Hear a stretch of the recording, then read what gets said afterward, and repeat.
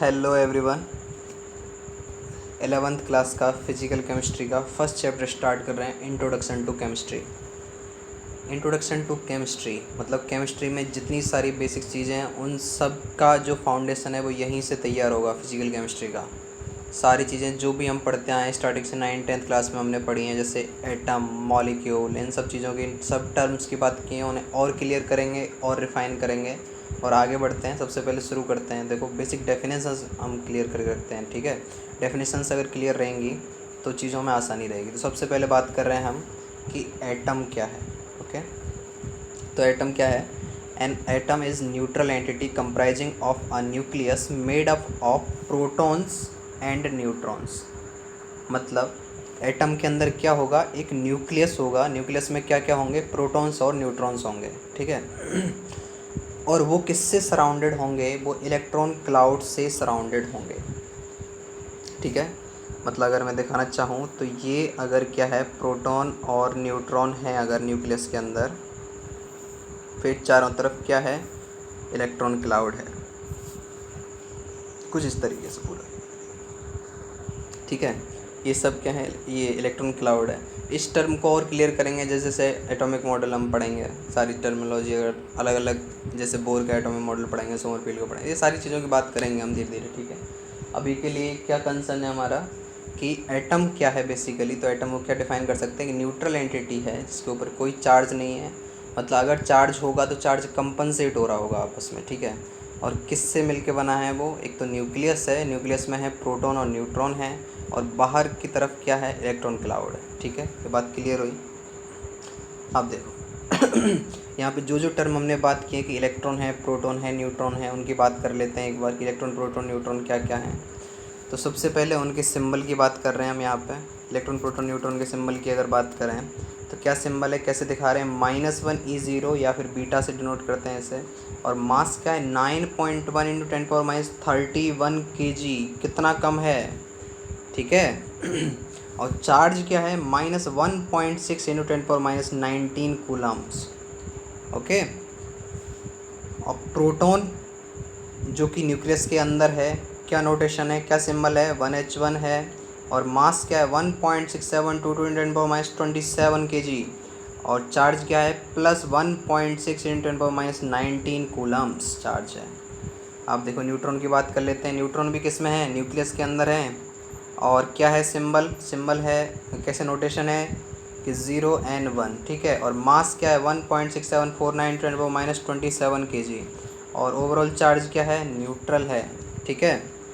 अब देखो, यहाँ से क्या चीज़ ऑब्जर्व हुई कि न्यूक्लियस में क्या है? हमारे प्रोटॉन और न्यूट्रॉन है न्यूक्लियस में। और यहाँ पे क्या है? जितना पॉजिटिव चार्ज है ये क्या है?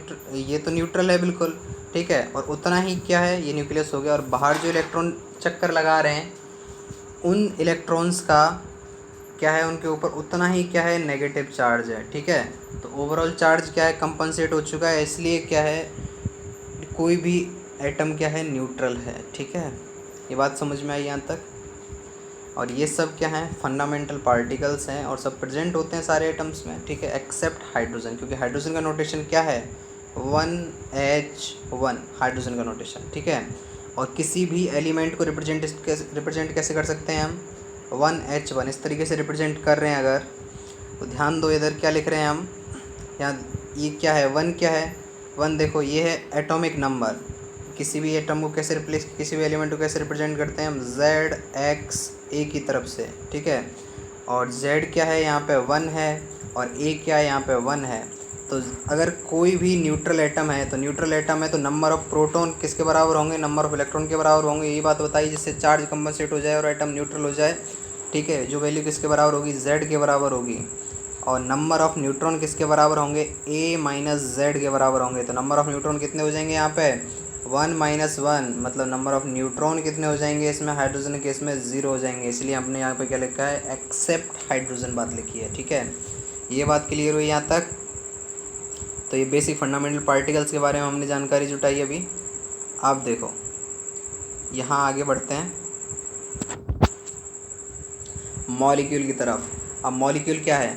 Molecule is that smallest combination of atoms which is neutral and capable of independent existence, मतलब जिसका इंडिपेंडेंट एग्जिस्टेंस है और क्या है, वो न्यूट्रल है अपने आप में। ठीक है, ये बात समझ पा रहे हैं हम, जो कि न्यूट्रल है और कैपेबल ऑफ इंडिपेंडेंट एग्जिस्टेंस, मतलब एटम का इंडिपेंडेंट एग्जिस्टेंस नहीं होगा, और क्या है, ये कॉम्बिनेशन है ऑफ एटम्स का। ये बात क्लियर हुई। और वहीं पे ही अगर हम बात करें कि एलिमेंट क्या है, तो एलिमेंट को हम ऐसे समझ सकते हैं, जैसे पीरियड टेबल हम दिखाते हैं, वो एलिमेंट्स का रिप्रेजेंटेशन हम दिखाते हैं। ठीक है, जैसे मैं दिखा रहा हूँ, अगर 1H1 जैसे मैंने अभी दिखाया, तो हाइड्रोजन को इस तरीके से रिप्रेजेंट करते हैं। इसका मतलब क्या है, इसमें हाइड्रोजन सिर्फ और सिर्फ हाइड्रोजन के एक जैसे ही क्या है, बाकी सारे एटम्स हैं। ठीक है, element is a pure substance which contains only one type of atoms. तो एलिमेंट क्या है, प्योर सब्सटेंस है which contains only one type of atoms. ठीक है, यहाँ तक ये सारी टर्मिनोलॉजी क्लियर हुई अपनी। आगे बढ़ते हैं। अब देखो, कुछ एग्जांपल्स लेके हमने चीज़ें समझने की कोशिश करी है। यहाँ तक क्या लिख रहे हैं हम, यहाँ पे देखो, four calculate number of electrons, protons and neutrons in 11Na13। ठीक है, 23। तो यहाँ पे क्या है, नंबर ऑफ प्रोटॉन किसके बराबर है, नंबर ऑफ इलेक्ट्रॉन किसी न्यूट्रल अगर एटम है तो किसके बराबर है, Z के बराबर है। और हमने रिप्रेजेंटेशन कैसे दिखाया है, ZX इस तरीके से दिखाया है। तो Z क्या है, यहाँ पे 11 है, तो नंबर ऑफ प्रोटॉन और नंबर ऑफ इलेक्ट्रॉन क्या हो गए हमारे, 11 हो गए यहीं से। और नंबर ऑफ़ न्यूट्रॉन अगर अपने को बताना है, तो नंबर ऑफ़ न्यूट्रॉन किससे डिनोट कर रहे हैं हम, A-Z से डिनोट कर रहे हैं। ठीक है, तो A-Z, तो A कितना है 23 और Z कितना है 11, तो 23 - 11 क्या आ गया, 12 आ गया। ठीक है, और अगर हमें किसी मॉलिक्यूल में निकालने हैं number of electrons, proton, neutrons, कैसे निकालेंगे, कई तरीके हैं निकालने के। एक तो जो तरीका रिप्रेजेंट किया हुआ है हमने ऐसे निकाल सकते हैं, या फिर और कैसे करना है, बेसिक सबका एक ही है। करना क्या है बेसिकली, यहाँ पे ये जो H2SO4 दिखाया हुआ है, ये है क्या, बेसिकली एक मॉलिक्यूल है। ठीक है, सल्फ्यूरिक एसिड है, तो एक मॉलिक्यूल है, सल्फ्यूरिक एसिड है, और यहाँ पे क्या है, 2 हाइड्रोजन के एटम हैं, एक सल्फ़र एटम है, और क्या है, 4 ऑक्सीजन एटम हैं। तो मैं एक एटम में निकाल लूँ और बाकी रेस्पेक्टिव जो ले रखी है हमने वैल्यू से मल्टीप्लाई करके और सम कर दें, तो आंसर आ जाएगा हमारा, वही वैल्यू हमने की हुई है। ठीक है, जैसे मैं हाइड्रोजन के बारे में बता दूं, तो हाइड्रोजन रिप्रेजेंटेशन क्या है, 1H1 है। ठीक है, सल्फ़र का क्या है, 16S32 है, और ऑक्सीजन का क्या है, 8O16 है। यहाँ तक चीज़ें क्लियर हुई। ये हाइड्रोजन है, ठीक है, 1H1 हाइड्रोजन रिप्रेजेंट कर रहे हैं हम, और ये क्या है, 16S32 है और 8O16 है। तो एक एटम में कितने इलेक्ट्रॉन हैं, तो यहाँ पे एक एटम में कितने इलेक्ट्रॉन हैं, यहाँ पे 1 है, यहाँ पे 16 है, यहाँ पे 8 हैं, इतने ही प्रोटॉन हैं। और हमें नंबर ऑफ़ न्यूट्रॉन निकालने हैं, तो क्या करेंगे हम, जो A-Z करते चलेंगे यहाँ से। ठीक है, और वैल्यू निकलती जाएगी हमारी, और उनका अगर हम सम कर देंगे तो ये आ जाएगा। चीज़ें बहुत आसान है। ठीक है, आगे बढ़ते हैं।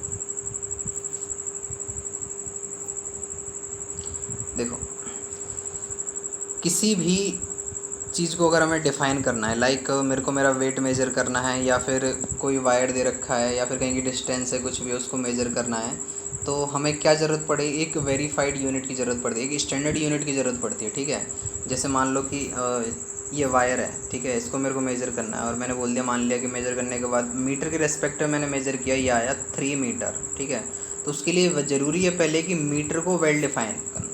ठीक है, तो मीटर अगर डिफ़ाइन हो जाए, तो मीटर के रेस्पेक्ट में ये क्या है, 3 टाइम्स है, तो मैं बड़े आराम से बता पाऊँगा इसको अगर मैं मीटर डिफ़ाइन करके रखूँ तो। उसी तरीके से क्या है कि जैसे बड़े बड़े वेट जहाँ पे मेज़र करने, वहाँ पे kg है, टन है, ये सब चीज़ें हैं। लेकिन जैसे हमने देखा कि एक प्रोटॉन का मास क्या है, प्रोटॉन का मास बहुत कम है, 1.67 10⁻27 kg। ठीक है, तो ऐसी टर्मिनोलॉजी को डील करने के लिए क्या ज़रूरत है हमें, कि कोई एक ऐसा स्टैंडर्डाइज वेट फिक्स कर दिया जाए जिसके रेस्पेक्ट में हम इनको कैलकुलेट कर पाएँ और चीज़ें कन्वीनियंट हो सकें। तो इसके लिए हमने क्या डिफ़ाइन किया है, यहाँ पे हमने डिफ़ाइन किया है AMU। AMU क्या है, एटॉमिक मास यूनिट। अब ये है क्या बेसिकली, देखो ये समझने की कोशिश करते हैं, बहुत आराम से समझते हैं पहले। और सुनो, ये है क्या, ये है मास of one atom of carbon 12 isotope. हमने सिर्फ कार्बन नहीं लिखा है, कार्बन में भी पर्टिकुलर स्पेसिफाई किया है कि कार्बन 12 आइसोटोप। तो समझते हैं क्या है कार्बन 12 आइसोटोप। 6C12 है।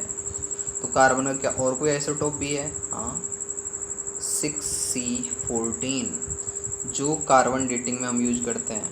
जैसे रॉक्स हैं, ये सब चीज़ें हैं, इनकी अगर एज निकालनी हो, ठीक है, तो इनके बारे में अगर हमें बताना हो तो इसके लिए 6C14 यूज़ किया जाता है। इसको बाद में देखेंगे। अभी जो कंसर्न है हमारा वो है 6C12 के साथ। हमने क्या लिखा है कि इसके एक एटम का मास, इसके एक एटम का मास, उसका 1/12 जो पार्ट होगा वही क्या होगा, हमारा AMU होगा। ठीक है, तो इसके एक एटम का मास अगर पता चल जाए हमें और उसे 12 से डिवाइड कर दें तो हमारा काम आ जाएगा। ठीक है, जो चीज़ चाहिए हमें वो सॉल्व हो जाएगी हमारी। तो 6C12 क्या है बेसिकली, यहाँ पे इसे समझने की कोशिश करते हैं, मतलब इसका मास निकालने की कोशिश करते हैं। इसका मास कैसे निकलेगा, किसी भी एटम का मास निकालो कैसे निकलेगा। तो एटम बना किस किस चीज़ से है, तो मैंने बताया एटम किस किस चीज़ से बना है। एटम में क्या है, न्यूक्लियस है, न्यूक्लियस के अंदर क्या है, प्रोटॉन और न्यूट्रॉन है, और बाहर क्या है, इलेक्ट्रॉन क्लाउड है। ठीक है, तो यहाँ पे अगर मैं लिखना चाहूँ कि एटम का मास लिखना है मेरे को, तो एटम किस किस चीज़ों से बना है। एटम किससे बना है, प्रोटॉन से बना है। एटम किससे बना है, न्यूट्रॉन से बना है। और एटम किससे बना है, इलेक्ट्रॉन से मिलके बना है। ठीक है, टोटल मिला के, लेकिन कितने कितने हैं इसमें, इसमें 6 प्रोटॉन हैं। ठीक है, और 6 न्यूट्रॉन हैं, और 6 ही इलेक्ट्रॉन हैं। सॉरी, थोड़ा पीछे लिख दिया। ठीक है, 6 प्रोटॉन, 6 न्यूट्रॉन और 6 इलेक्ट्रॉन। ये बात समझ में आ रही है। हम इलेक्ट्रॉन, प्रोटॉन, न्यूट्रॉन निकाल सकते हैं इसमें बड़े आसानी से। तो इनका सबका मास अगर मैं सम कर दूं तो मेरा क्या आ जाएगा, mass of one atom of carbon 12 isotope आ जाएगा। ठीक है, और यहाँ हमने क्या देखा अभी कि जो इलेक्ट्रॉन का मास है उसमें 1836 का मल्टीप्लाई करूँ मैं, मतलब इसके इलेक्ट्रॉन के मास के 1836 टाइम्स जो है वो है हमारा प्रोटॉन का मास। ठीक है, प्रोटॉन और न्यूट्रॉन के मास अप्रोक्सीमेट सिमिलर हैं, और इनमें बोलना भी चाहें तो न्यूट्रॉन का मास हल्का सा ज़्यादा है। ठीक है, वो वैल्यू बहुत कम है अपने आप में, और फिर भी बोलना चाहें तो इसका ज़्यादा है। ठीक है, न्यूट्रॉन का। तो प्रोटॉन न्यूट्रॉन के रेस्पेक्ट में हम इलेक्ट्रॉन को छोड़ सकते हैं पीछे सम करने के टाइम पे। तो यहाँ से क्या लिख सकते हैं, 6 MP mass of proton plus 6 mass of neutron लिख सकते हैं यहाँ पे सीधे, और बाहर 1/12 लिख सकते हैं। कोई दिक्कत यहाँ से, हम 1 में डिफाइन कर रहे हैं। और मास ऑफ प्रोटॉन और मास ऑफ न्यूट्रॉन सेम है, तो मैं क्या लिख सकता हूँ इसे, 12 × m लिख सकता हूँ सीधा सीधा। ठीक है, मास ऑफ प्रोटॉन लिख दूँ या मास ऑफ न्यूट्रॉन लिख दूँ, मैं कुछ भी लिख सकता हूँ इसे, एक ही बात है। ठीक है, तो यहाँ से वैल्यू किसके बराबर आगे निकल के, मास ऑफ प्रोटॉन या फिर मास ऑफ न्यूट्रॉन की निकल के बराबर आ गई। तो यही हमने क्या लिखी है, 1.66 × 10⁻27 kg, या फिर अगर ग्राम में लिखना चाहें तो 1.66 × 10⁻24 ग्राम। अब देखो, और इसी को क्या लिख दिया हमने, 1/Na ग्राम। तो Na एक टर्म डिफाइन कर रहे हैं हम, तो Na की वैल्यू क्या निकल के आएगी वो देखो। तो क्या लिख रहे हैं हम, 1.66 × 10⁻24 ग्राम को हमने लिखा है 1/Na ग्राम। ठीक है, तो यहाँ से Na की वैल्यू क्या निकल के आ रही है, अगर ये नीचे चला गया तो Na की वैल्यू निकल के आएगी 6.023 × 10⁻23, जिसको हम A4 Avogadro, N4 number, Avogadro number भी बोलते हैं। ठीक है, यहाँ तक बातें क्लियर हुई हैं। अब देखो, जैसे मैंने क्या बताया कि मेरे को एक वायर को मेज़र करना है अगर, और मैंने लिख दिया इसका 3 मीटर है इसकी लेंथ। इसका मतलब क्या है कि 1 मीटर के रेस्पेक्ट में 3 गुना है ये। ठीक है, 1 मीटर के रेस्पेक्ट में कितना है, 3 टाइम्स है। बात समझ में आई, 3 मीटर में लिख रहा हूँ, इसकी लेंथ 3 मीटर लिख रहा हूँ। इसी तरीके से मेरे को दिखाना हो कि एटॉमिक मास, एक एटम का मास में लिख रहा हूँ, तो मैं क्या लिख रहा हूँ, relative atomic mass into 1 AMU। Relative atomic mass क्या है कि भाई जो स्टैंडर्डाइज AMU है हमारा, उसके रेस्पेक्ट में कितने टाइम्स है। तो यही तो है, ऐसे पढ़ के देखो, चीज़ बहुत आसान है। अब पढ़ो इसे, समझ में आएगी। क्या लिख रहे हैं हम, नीचे वाली वैल्यू क्या है, 1 AMU है, तो AMU के रेस्पेक्ट में किसी का मास कितने टाइम्स है, तो mass of 1 atom of an element. ठीक है, जैसे मान लिया एग्जाम्पल इधर समझने की कोशिश करते हैं कि मैं क्या लिख रहा हूँ कि कार्बन के लिए रिलेटिव एटॉमिक मास क्या लिखूंगा मैं, तो नीचे क्या आ गया 1 AMU और ऊपर क्या है mass of 1 atom of an element. तो कितना आया, कितने टाइम्स है, तो 12 AMU आएगा ऊपर, तो 12 और नीचे AMU आएगा, तो AMU से AMU गया तो वैल्यू क्या आई 12। ठीक है, तो रिलेटिव एटॉमिक मास क्या आ गया 12 आ गया। या फिर एटॉमिक मास क्या है, mass of 1 atom, atomic mass क्या है, मास ऑफ 1 एटम सीधा। ठीक है, और कैसे निकालेंगे मास ऑफ 1 एटम, जैसे हमने निकाला कार्बन के लिए मास ऑफ 1 एटम, किस तरीके से निकाला। ठीक है, तो वैल्यू क्या निकल के आई यहाँ पे 12 AMU। बात समझ में आ रही है, तो relative atomic mass term clear हुई। इसी तरीके से ये तो एटम के रेस्पेक्ट में बात हुई, और मॉलिक्यूल के रेस्पेक्ट में बात करनी हो तो क्या आ गया, mass of 1 molecule of substance. ठीक है, और नीचे वही AMU। बात समझ में आ रही है, ध्यान दो इधर। क्या लिख रहे हैं,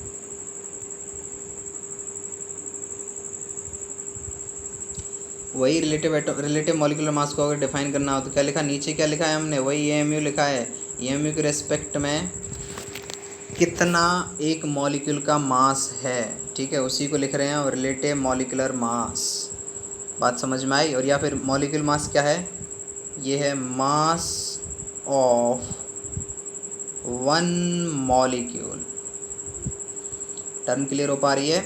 और कैसे निकालेंगे, हर एक, जैसे मान लिया कि H2O है, कोई मॉलिक्यूल है H2O, किस किस से मिलके बना है, 2 हाइड्रोजन एटम है, 1 ऑक्सीजन एटम है, इनसे मिलके बना हुआ है।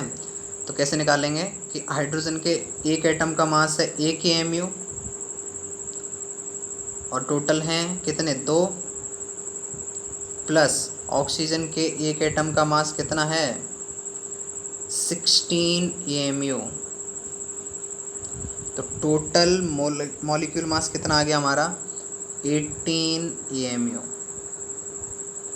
ठीक है, डिफाइन कर पा रहे हैं हम यहाँ पे चीज़ें। चलो आगे बढ़ते हैं।